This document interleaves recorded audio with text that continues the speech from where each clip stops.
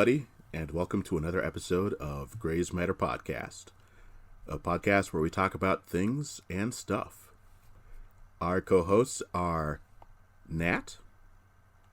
Hello, my pronouns are they, them. And Sarah.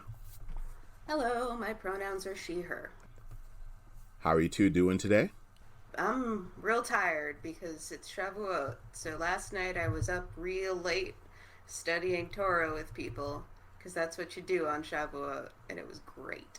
Can you tell me more? I want to learn more about what you were studying. Like, what part were you studying, or what were you guys talking about?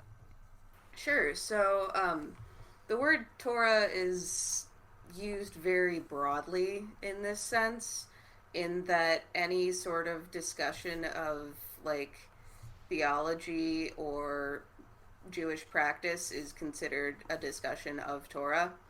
So I went to a couple of different things. My synagogue held a joint event with another local synagogue, and there were 5 speakers who all spoke on different stuff. The first one was like talking about awe and the awe of receiving the Torah, because that's what this holiday commemorates. There was a talk about aging. There was one about, like, what kind of community do you want to build? And then after that, I got together with a group on Discord, and we talked about queer Torah and the Book of Ruth, because that's the traditional study piece for this holiday. And then one of the friends from Discord and I went to a thing from Boston online, where we talked about, like, what is blessing? What is a blessing? What is the blessing? It was really cool. Oh, interesting. Sounds really cool. I got to bed around 1. I'm sorry, what was that? I said I got to bed around 1, and that I was trying to stay up later because at 3 there was an ekphrastic writing session, and I don't know what that means, and I wanted to find out. I've never even heard that word before. Oh my god. Yeah, now I need to look it up. Ekphratic. We should definitely put all that in the show notes. What is that writing session about? Were you able to make it? No, I had to go to bed. Yeah, all right, I dig. Please help me pronounce this word. An ekphrastic poem is a vivid description of a scene, or more commonly a work of art. Ooh, that would have been cool. It was probably going to be something like, what did you see at Sinai? Mm-hmm. It is often, it's produced as a rhetorical exercise, often used in the adjectival form ekphrastic. It is a vivid, often dramatic verbal description of a visual work of art, either real or imagined. Neat. So, the Shavuot. Yeah. Shavuot. I'll put a My Jewish Learning link in the notes. Thank you very much. Now, this is this the one that's the Feast of Weeks? Am I thinking of the right one? Yes. Cool.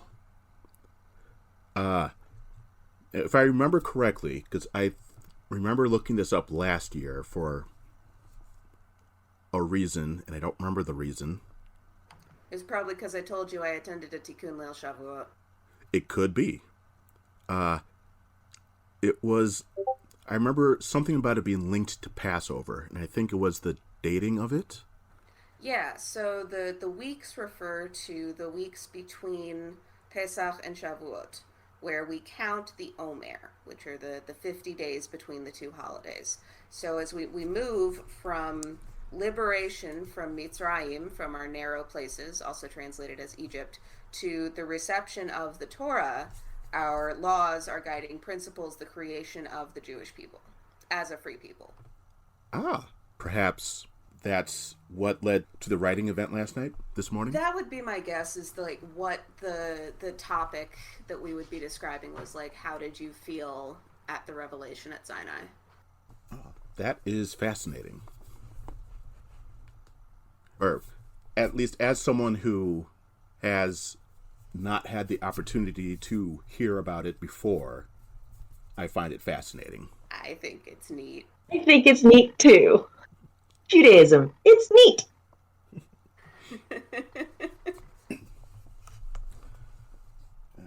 Especially, I believe I've told both of you, but I don't think I've said it on the air before.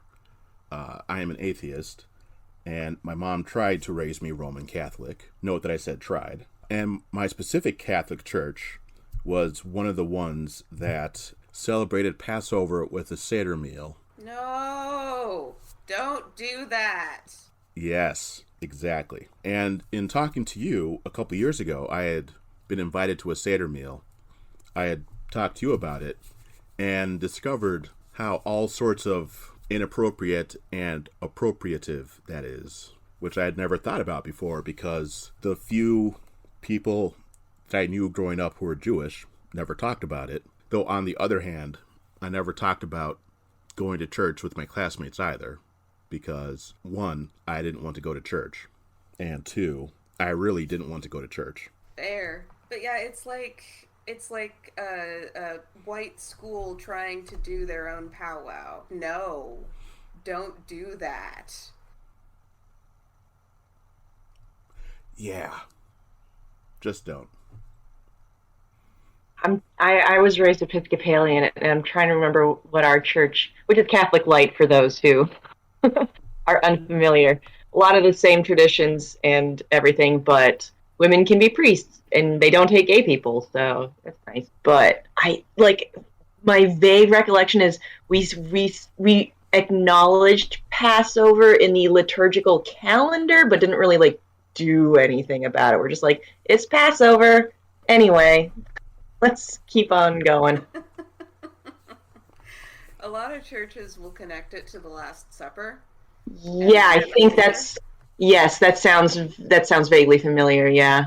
Obviously, as you can probably tell, it's been a very, very, very long time since I've actively participated in Christianity. The Episcopal Church of the United States has their first African American presiding bishop. Neat. Yeah. Just now. Which is actually pretty good for Christian denominations, to be honest. Yeah, I didn't have any particular negative experiences in the Episcopal Church growing up. I just kind of moved away from it because I didn't believe in anything that they were saying. So, didn't have a strong motivation to continue attending church. I first heard of the United States Episcopal Church through the Anita Blake series, to be honest. Anita Blake, Vampire Hunter, have either of you read those? Aware of them by reputation, let me put it that way. What kind of reputation do they have? A horny reputation. Oh, that is mostly, not 100%, but mostly true. I would put that at 80% true. 85% true. I mean, vampires are the horny monsters, so. Exactly. And there's werewolves. And tigers. Of course there are.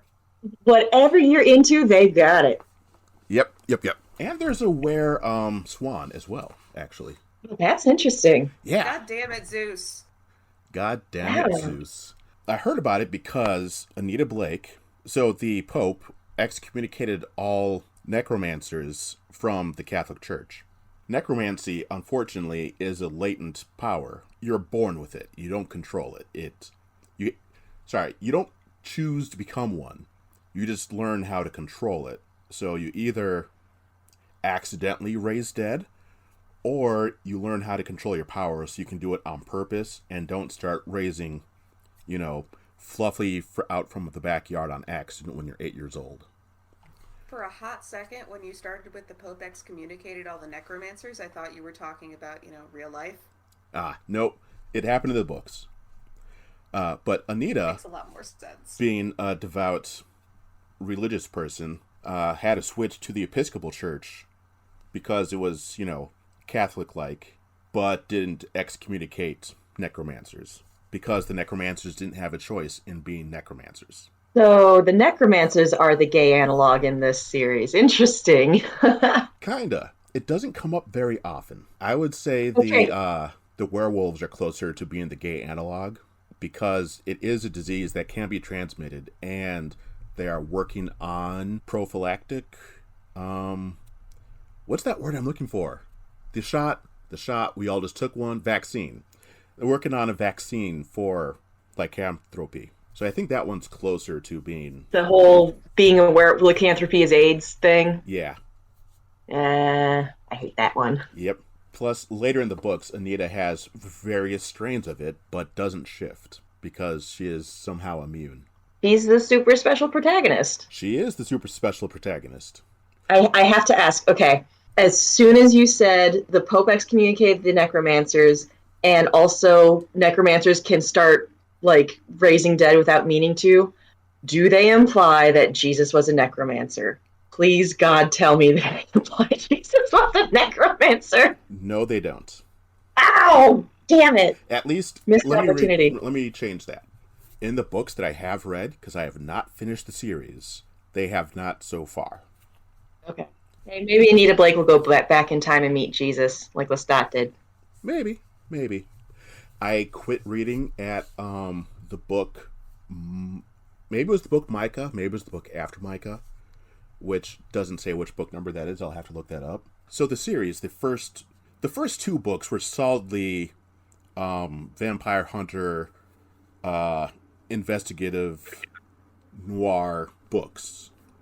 And then it started getting more and more horny. So book 4 was like the last of the very, strong on the hunter, light on the horny. And then book 5 was strong on the horny, light on the hunter. And the first time through reading them, I was like, yeah, I can still get into this. Second time reading through, I was like, oh, the sex gets boring fast. And she doesn't grow as a character anymore. And I'm told that the more recent books, she gets back into being the hunter, being the investigator. She's a federal agent now as well because of a special law that was passed that made all vampire hunters U.S. Marshals. Oh my god. This sounds like glorious trash. Yeah. It really does. And that came about because vampire hunters are the only ones really able to deal with vampiric crimes. And, state and local police couldn't. And something with the FBI got involved as well, and I don't remember what anymore. But just all sorts of stuff. But the later books got more into the investigations and dealing with vampiric criminals and dealing with issues with vampirism and werewolves and different issues with that without being so horny. But I just couldn't get to those because the books in between stopped being interesting.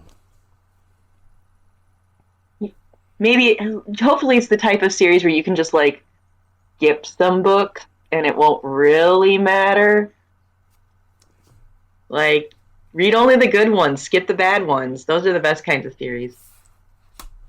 Here we are. All right, there's 28 books out right now, plus 9 novellas and short stories, plus 9 Marvel Comics series. He owns everything. Yep. And it looks like the last book came out in February 2021. Boy, she's still going. So that's how I found out about Episcopalians, or the Episcopal Church of the United States. As far as I'm aware, we don't have any necromancers. Yeah, it would be strange if you did. Yet. Yeah, the Episcopalian Church was founded when America declared independence, actually, because it grew out of the Anglican Church. But the Anglican Church has the English king as its head. And if you're creating a new independent nation from England, you don't want the King of England to be the head of your church. Exactly. So yeah. So who is our current head? I have no fucking clue. Bishop Michael Bruce Curry. There we go. The 27th and current presiding bishop and primate? P-R-I-M-A-T-E, primate of the Episcopal Church. Unfortunate choice of words, but we'll go with it.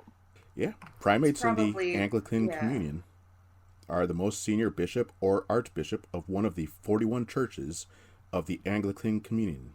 The Church of They England, are the however, has 2. prime. Yeah, Bishop Prime. Bishop Prime. Not quite Artemis Prime, but close. Wait, not Artemis Prime. Hold on. Optimus Prime. Oh, Oh God, I got a text from I'm in a group chat with my siblings, and apparently the Michael Bay Transformers movies are now going to um, take up the Beast Wars arc. And I'm so upset because the Beast Wars series was my favorite when I was a kid. I'm like, no, Michael Bay, don't. but Beast Wars. I know! Which I Oh, rewatched a few years ago, and it holds up pretty well overall. Like, I mean, the animation it's early 2000s CGI, so, it's got that. But in terms of the writing's actually pretty decent for a kid show. why, Michael Bay? Why? Because that franchise makes, like, billions of dollars despite no one I know seeing them. Like, I think it's all at, like, the Chinese market that is making money. But yeah, like, those things make so much freaking money. I know I've seen the first one, and I know it The first one, because okay, yeah. I remember sitting in the theater watching it, and a friend of mine leaning over to me at the end of it saying, "Strangest three-way ever." And I think I've seen the second one, but I can't remember clearly. I saw the first one and I actually liked it. I was also in college at the time, so, young and dumb. But I liked the first one. I thought it was just, a fine action romp. And then I was really excited to see the second one. And I was interning in Arizona over the summer, in Phoenix, Arizona, summer internship. So Gross. I didn't really know anybody. So I was like, I'll go to the movie theater. It'll be air conditioned and I'll be able to watch this movie that I'm looking forward to. And I almost walked. The only reason I didn't walk out is because the air conditioning was really good. But yeah, God, the second movie was absolutely fucking atrocious. And then I was like, okay, well, I'm done with this. I haven't watched any since. Yeah, I don't blame you. That was such a strange three-way, though. Megan Fox, Shia LaBeouf, and Bumblebee. Yes. With Prime and the other Autobots watching. Ah! I mean, I'm not kink shaming. I'm just kink asking why. I will say I haven't watched it, but I hear rumor has it the Bumblebee spin-off movie is actually pretty decent because it's not Michael Bay. Oh.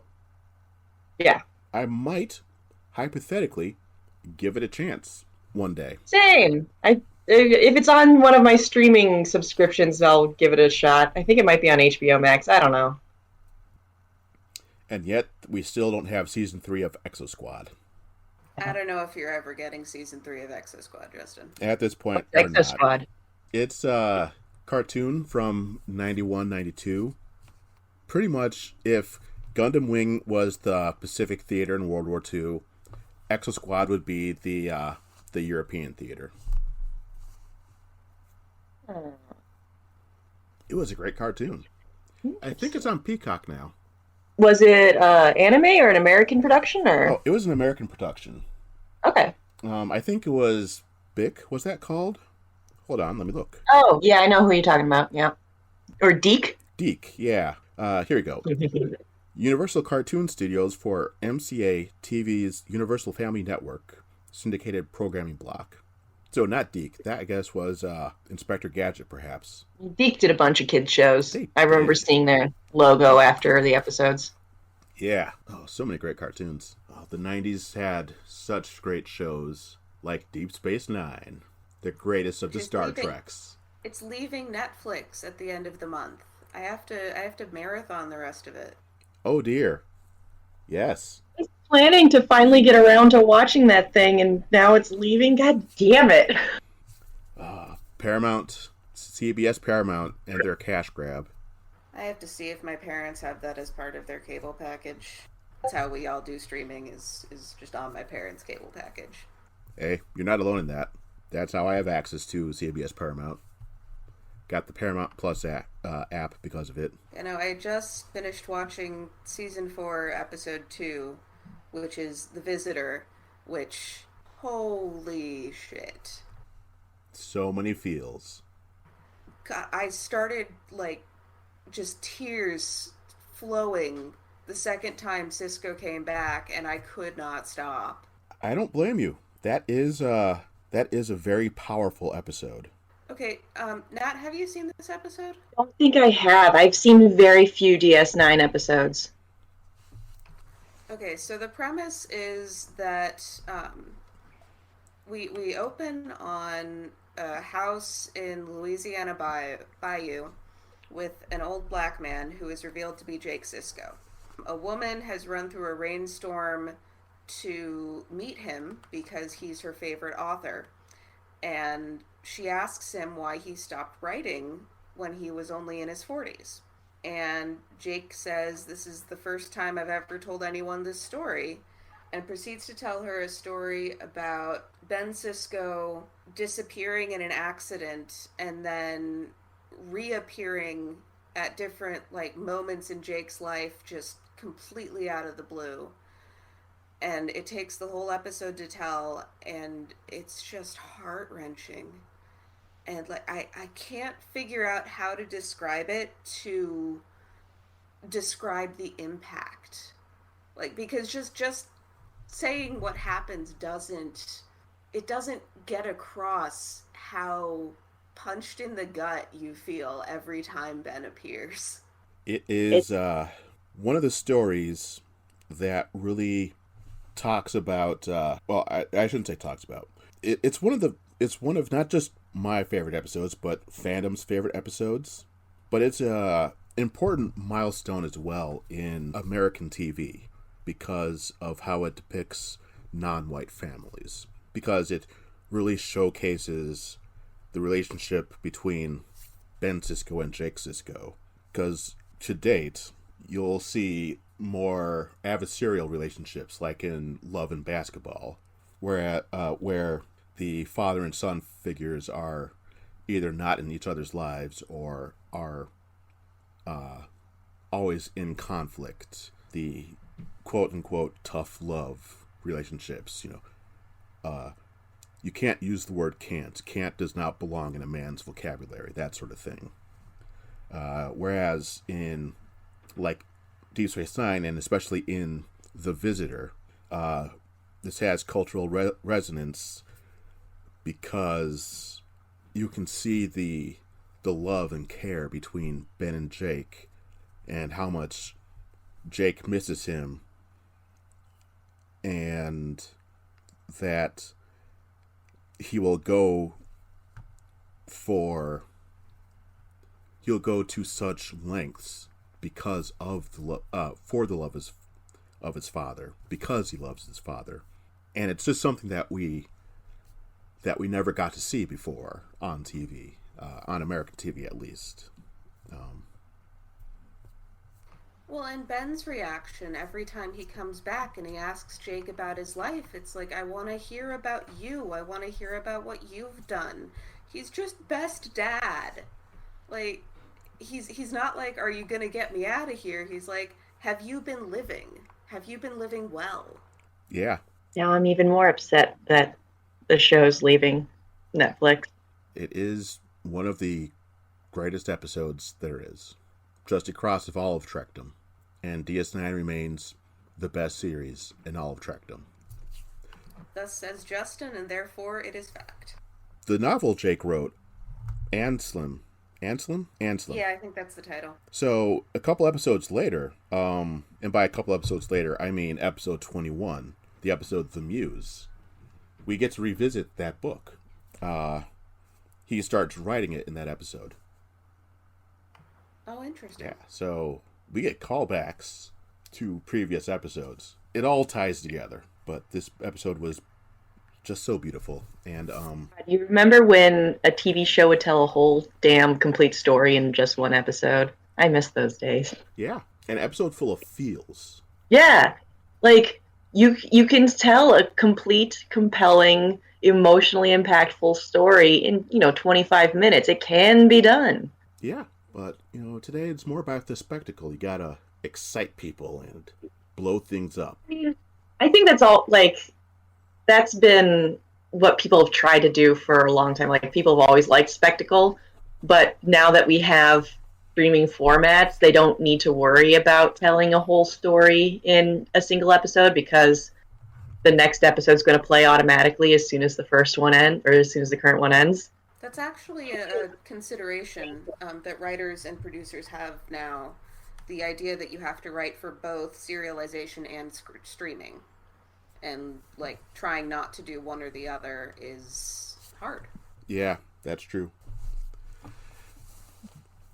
Might be my bias coming. It feels to me, or it seems to me that, like, for example, like we watch. It's easier to convert serialized series to streaming, like, for example, watching DS9 on Netflix, than it is to take something that was intended to be watched on streaming and then serialize it, because then you're only seeing a third of a story, and then you have to wait a week to see the rest of the story. That doesn't work as well as, I mean, you can watch just 3 stories in a row. That's no problem.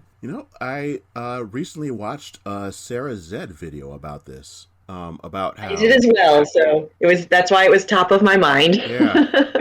And I did not know that about Count of Monte Cristo. For some reason, I started thinking it was the Phantom of the Opera. I did not know that. Phantom of the Opera too, both. Yeah, how it was supposed to be read in a serial format. Yeah, a bunch of classic novels were done that way. I believe, a lot of Dickens's work was also serialized originally, and that's why in multiple Dumas. Don't know for sure. I think that the Three Musketeers, in addition to the Count of Monte Cristo, because if you read the unabridged versions, they fucking drag, and that's why. I tried to read the unabridged Three Musketeers once. I got halfway through, forgot what happened in the first half, and put it down. Yeah, it's rough. Yeah. I did know that about Dickens, and I did know that about Sherlock Holmes, Sir Arthur Conan Doyle. But Dumas, despite everything else I knew about him, I did not know that. It makes a lot of sense, though, looking back at it. And I haven't read the original Phantom of the Opera, but I kind of want to, because based on the descriptions that I've heard about it, it's more like because when it was written, people didn't know whether the Phantom of the Opera was like real or not. That was the mystery. Is there actually a phantom? Is that who's actually behind all these mysterious goings-ons, or is it one of these other interested parties who have a motivation? Which I imagine at the time was incredibly compelling. And of course, now we all know it's this guy with a messed up face who lives in the basement. There is something to be said for going into stories blind without spoilers. Absolutely, yeah. There is a Star Trek novel that was written that way, where each chapter was released at the end of a different novel that was released. What was it? Star Trek: The Early Years? Let me look. Maybe Star Trek: The First Years. Star Trek. No, the story was the first. At the formation of the Federation, 6 captains were trying to figure out, or Starfleet was trying to figure out who'd be the captain of the first Starfleet vessel. And there were 3 captains from the militaristic side of Earth Starfleet, 2 captains from the scientific side of Earth Starfleet, and then an alien merchant captain. And they're all like, and the different heads were like, well, we should have Starfleet be this way, and we should have Starfleet be that way. And so the author just was releasing it chapter by chapter. And then you get the hype of, well, who do you think should be captain? I think it should be this person. Well, it makes more sense it would be this person amongst the fans. Yeah. Oh, very clever. So who is the captain? I need to know now. At the end, all 6 of them were the first captain. What? Yeah. Did they just have 6 ships, or what? No, they were all co-captain, and it did not make any sense. No, that does not make any sense. Yeah. I almost have it. Here we go. Starfleet Year 1. That's it. Nice and simple. Yeah, too simple. That's why I couldn't remember it. Michael Jan Friedman wrote it. It was first released in collected form in March 2002, having been released in serialized form between 1999 and 2000. Neat. Yeah. So it was Earth Command that started up Starfleet. And Admiral Ed Walker wanted to keep Starfleet under military command and away from the scientists. So yeah, it was Yeah, that always works out well. It always works out just fine. I mean, the rest of the book was fine. I liked it. It was just the ending where it's like, yes, all 6 of us will be co-captains. It's like, no, that's not how this works. Oh, it's not. You can't lead a ship by committee.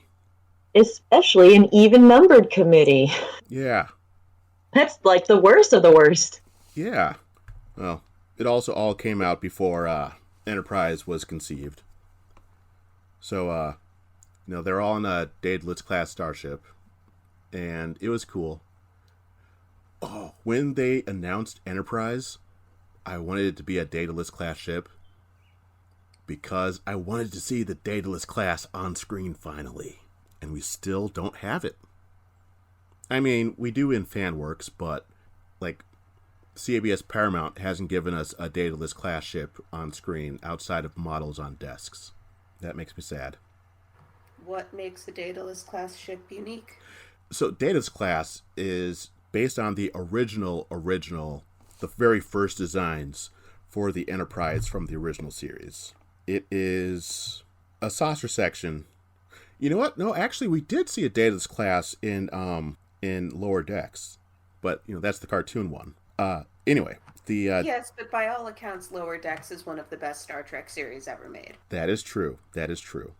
So Daedalus class was based off of the first designs for the Enterprise back when the original series was being written and the ship was being plotted out and how it was all put together. And it was, just the sphere and the rockets and the hull and that just kind of evolved into this thing where it's like, hey, we'll just put this in the background on desks and on things. Make a nice little Easter egg. Yeah. And then there's just this dedicated fan base that's like, we want the Daedalus class. We want the Daedalus class. But we never get it. Except in Lower Decks, where we finally got it. I mean, I think it's cute, but, that's just me. A starship being cute. Yeah. Really be cute. I like starships, come on. I mean, I probably won't be around to see it, but I do want to see Earth's actual first starships. Not just spaceships, but I mean starships that are designed to go from here to at least Proxima Centauri and back again in a reasonable amount of time. Is this like the ships versus boats distinction? Yes. But, so, spaceship goes into space. Starship can go between the stars without, needing to worry about the ships versus boats distinction with the whole turn radius thing and whatever else. Wait, there's a real distinction? Yes, there is. There is. I don't know it. I know it exists. Yeah, there's a YouTube video that explains it, and I'll post it in the show notes and in the links. But, the most technical part of it is that if it's a boat, it turns into the turn, I think. And if it's a ship, it angles away from the direction it's turning in, or something and like that. And then loops around. Something like that. I don't know. Yeah. It's engineering. I go off of vibes. This looks kind of boaty to me. Yeah. That one looks like a ship. But that's why submarines are boats. Also, the old-style diesel submarines that had to come up for air all the time also operated like boats. Because they couldn't submerge for very long. So they were boat, boat, boat, sub for a little bit, boat, boat, boat. Not these new atomic things that can just hang out under the ice caps for weeks and months at a time. can, but should they? That sounds like hell for the crew. Uh, from a scientific standpoint, yes, because they can do a lot of science. From a practical standpoint, maybe not. I mean, the crew's trained for it, and they know what they're doing, and they have so many things to keep themselves occupied and entertained, but I don't like being in close quarters like that, and recycled air is recycled air, but the crew volunteered for it, and if they're up for it, I'm not going to say no to them. There's a recurring panel at Convergence called Ask a Submariner. Ask a Submariner. I love them. It is a late night panel. Yes. They drink and swear on the panel and just tell stories about their time living on submarines. Hey, Stiggs and McKay are cool people, and I love them. They're great. Convergence Have to is attend the always next one. weekend. Say that again? Oh, I just said I'll have to attend the next one. Yes. I'll be at Convergence this year. Yay! Yay! I have to decide. I can't decide on what my cosplays will be. What are your options? So my partner who's going, he's going to be a variant Rogue from the X-Men, meaning just guy version of Rogue. So I'm like, I could do like an X-Men variant, but I'm not like super into X-Men. So like I kind of want to do because like the theme is multiverses this year, is it not? I don't know. Your reality may vary. Yeah, okay. Yes. So multiversey stuff. It's the zeitgeist, I get it. So like I'm thinking doing something like that, but I don't know. I've got my go-to of Furiosa, so I'll probably I could be her again. I don't know. I need to think about it. Well, you've got some time still. I've got some. Oh God, I've only got 2 months. You've got 2 months still. 2 months is not enough time. No, it's not. Ah. I kind of really want yours dress, like not from Spy Family, not even just for cosplay, but like that's a sick ass dress. I love it. It's beautiful. Whose dress? The mom in Spy Family. I don't think I ever saw Spy Family. It is airing now. It is a manga, and it is adorable. So the premise is that Twilight, this elite spy from the Western nation, is assigned to go to the Eastern nation and infiltrate this dude who wants to start a war by getting a kid into an elite private school and then making the connection over their kids. So in order to do this, he has to A, find a kid. He goes to the orphanage and adopts a kid. Her name's Anya. She hasn't told anybody that she can read minds. Like, just hears what people are thinking all the time. Oh, that's a big plot twist in there. She's also 6. Yeah, no, but it's that's really, really funny because like up to now I'm like, okay, yeah, this sounds like a pretty grounded, premise. Oh, by the way, this kid can read minds. What? Yeah, that's kind of how this show goes. So Twilight adopts Anya, and then he looks into the school requirements. Well, to attend this very snooty private school, you have to have 2 parents of opposite genders.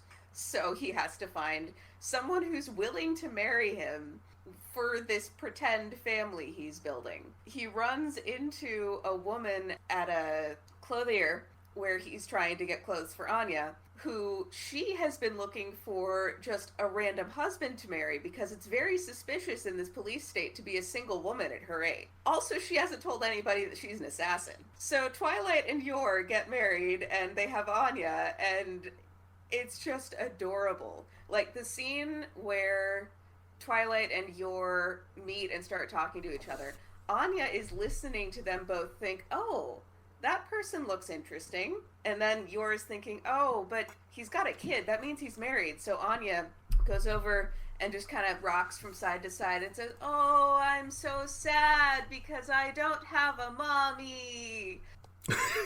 Okay, real subtle. So very subtle. But that gets Yor and Twilight together. And Yor always wears red and black clothing because, it's easier to not see the blood stains on those. And she's got this gorgeous red knit dress with cable patterns down the front. And she wears black leggings and black shoes and has her hair just in this really simple hairstyle. And I would love to cosplay that. And also, I want that dress. We'll have to put a picture up in the show notes. I will find one for you. Sweet. Once you started describing it, I realized I have seen memes of this show, but usually involving the dad and the daughter and how like cute and wholesome they are, not in the yeah. It's so cute and so wholesome. I want to see more of the mobster one. Way of the House Husband? With the alien kid? I don't think that one has an alien kid. But maybe Sarah, it does. I haven't seen it. Sarah, it's the one that we were watching together. I don't remember when we were watching together. The first episode we watched, and it was... Hinamatsuri. Because where the dad was the Yakuza. Yes. But he's not actually a dad. So in this one, Nat, there's a mid-ranking Yakuza member in his apartment, just chilling, having a good Yakuza life, when a metal pod drops out of nowhere in his apartment to land on his head. And inside of it is a small girl who has psychic powers and doesn't really know how to exist. And the two of them form a very unlikely family. That's the one. Something a theme here. The last episode that we watched was the one at the bar where the teacher didn't realize that the bartender was a student. His middle school student. Yes. To be fair, why the hell is a middle school student at a bar as an employee? Yakuza. Because she's very good at making drinks, and the bartender threatened her. Yep, there it is. Yakuza shenanigans. Yep, there it is. All right. Yeah. The funnier part of that is later in the series. So the middle school bartender has been working at this bar now for several months. And because it's a Yakuza bar, there are lots of, high-ranking people who do business with the Yakuza, come in, drink there. At some point, so the middle school bartender does not want to be doing this job because she goes to school at the day, works at night, when does she sleep? And so there's a party for her. I don't remember if it's a birthday party or something at this middle schooler's other apartment. And she invites her mom because, once her mom sees what's going on, she'll be able to stop the whole bartending shenanigans. She'll put her foot down. It'll be great. Well, people start handing her mom business cards at this party. And it's like CEO of X, Y, and Z tech company, CFO of XY Financial, high-ranking manager in governmental thing. And her mom's like, she's making so many amazing connections. This is going to be so fantastic for her life and career. You keep at it, daughter. Yeah, that backfired. Thanks, Mom. Yeah, I got to see more of that. I just want to see where it goes. It doesn't really go anywhere. I mean, it's a slice of life. Yeah, but I like slice of life. That's one of the reasons why I love questionable content. I mean, that and androids. Am I the only one who reads questionable content? I tried. I gave up. No, but I was on a different tab looking for yours red dress because all the ones I can find are either her assassin outfit or just too horny. Yeah, gotta file down those horns a little bit. Like, Hellboy. That was bad. I'm sorry. I'm not sorry. I'm just saying that I'm sorry. It's alright. No, but I do love questionable content. I think I made a mistake when I tried to read it because I started from the beginning. Oh, yeah. I can dig it. And I think when did it start? Like I'm guessing like 2004, something like that. That's a good question. And the reason I asked that is because when I was reading it, like every other fucking page was a emo bashing joke and like emo kids suck. And I'm like, I was reading this in, I want to say like 2011, 2012. And I'm like, Jesus Christ, these jokes were dated when I was in high school. And I looked at the publication date and I'm like, oh, okay. August 2003. There you go. Yeah, so reading it from the beginning was really rough. And I couldn't do it. I was like, nah, I'm just going to stop. I did try a reread at one point. Couldn't get very far. Mm-hmm. But I still read it daily. I mean, I've read all of them. And I love how all the characters continue to grow and evolve and change as people. And the relationships try to be really healthy. Yeah. Like the current storyline is one of the couples had a fight. Yes. About, something reasonable. And how are they resolving it in a healthy manner? It's great. One of the characters is a recovering alcoholic. Another character has serious OCD and has been dealing with it. one is just casually trans. Mm-hmm. And her brother is, like, super protective of her for it. And he's becoming less of a jerk. He has become less of a jerk over time. And he's come out as bi. Yeah.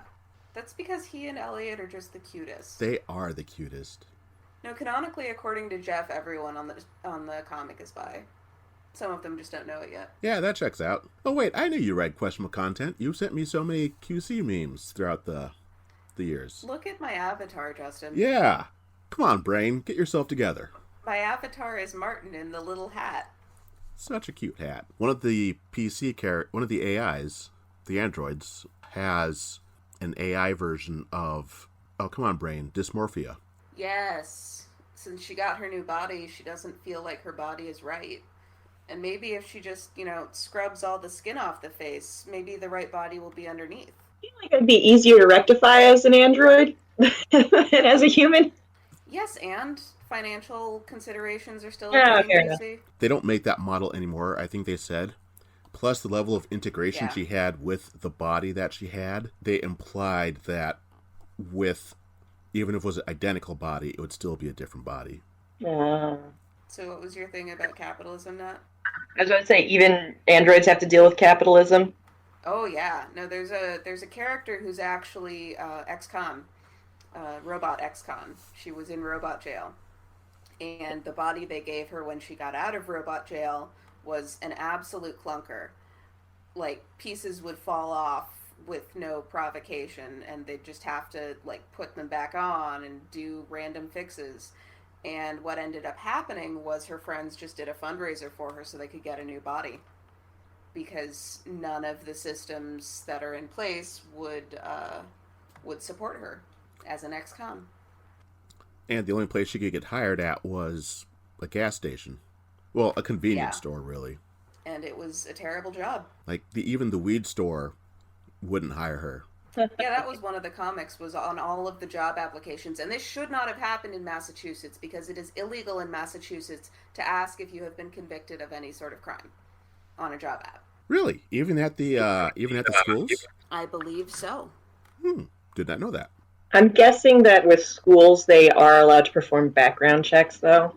I'm sure they're allowed to perform background checks for all of them. This just doesn't, like, make people get discarded in the first round for being an ex-con. Yeah. I've never been to Massachusetts. Have I ever been to Massachusetts? No, wait, I did go. I was looking at colleges there. All right, I gotta look at a map. Which small state is Massachusetts? The one that's got the little hooky boy going out into the ocean. Boston is in Massachusetts. Let's see. Maps. Let's zoom out. Whoops. Too far out. Because I've been to D.C. I have not been to Massachusetts. It's on the wrong side of New York, which I've also never been to.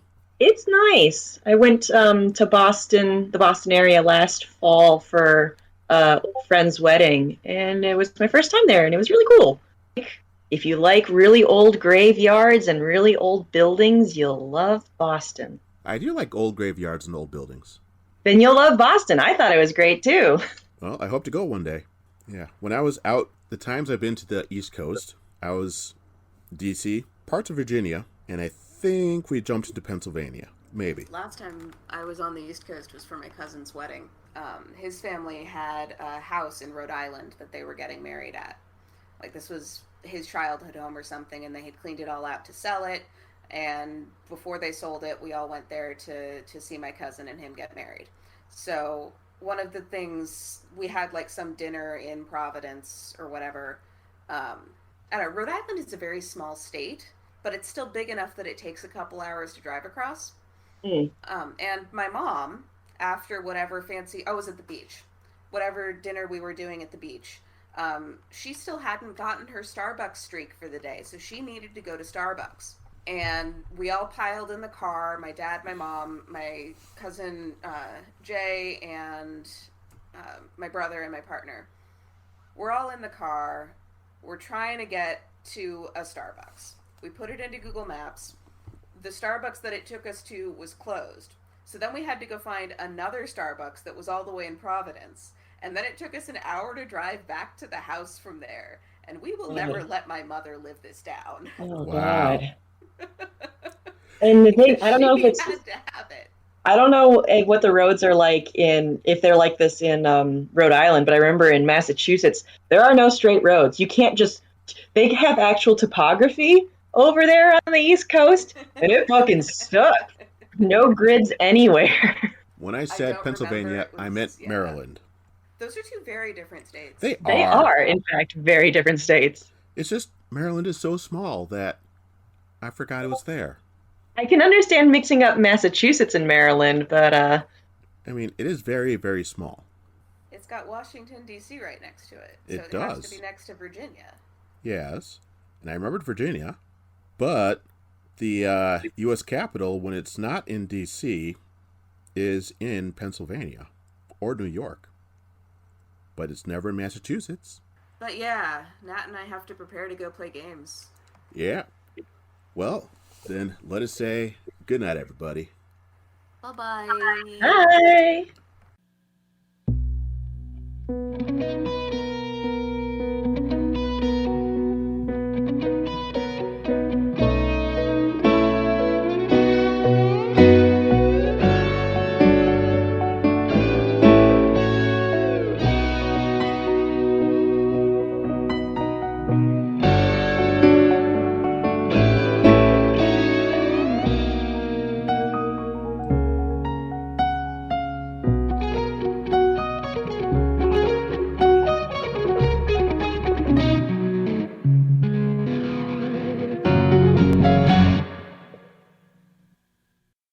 Thank you, as always, for listening to Gray's Matter podcast. Please like, comment, and subscribe to stay up to date on all the latest episodes.